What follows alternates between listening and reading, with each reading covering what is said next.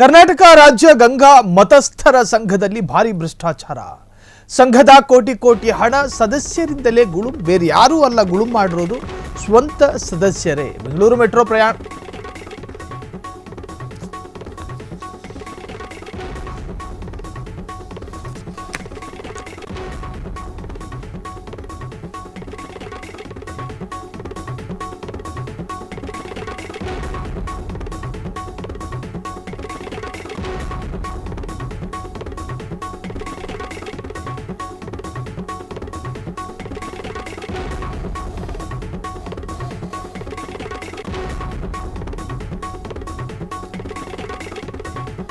ಬೇರೆ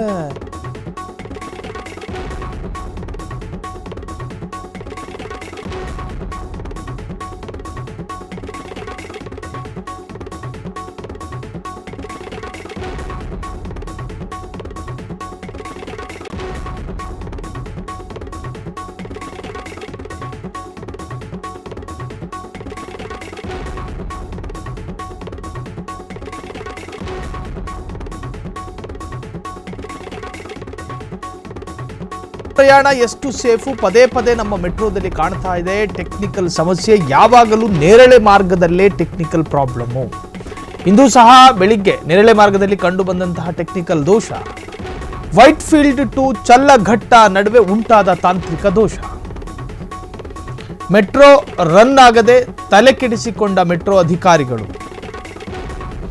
ದೋಷ ಬಂದ ಕಾರಣ ಬೆಳಿಗ್ಗೆ 3 ನಿಮಿಷ ನೇರಳೆ ಮಾರ್ಗದಲ್ಲಿ ಮೆಟ್ರೋ ವಿಳಂಬವಾಗಿದೆ. ಎದುರಾದ ಸಮಸ್ಯೆಯನ್ನ ಥಟ್ ಅಂತ ದೋಷ ಸರಿಪಡಿಸಿದ ಮೆಟ್ರೋ.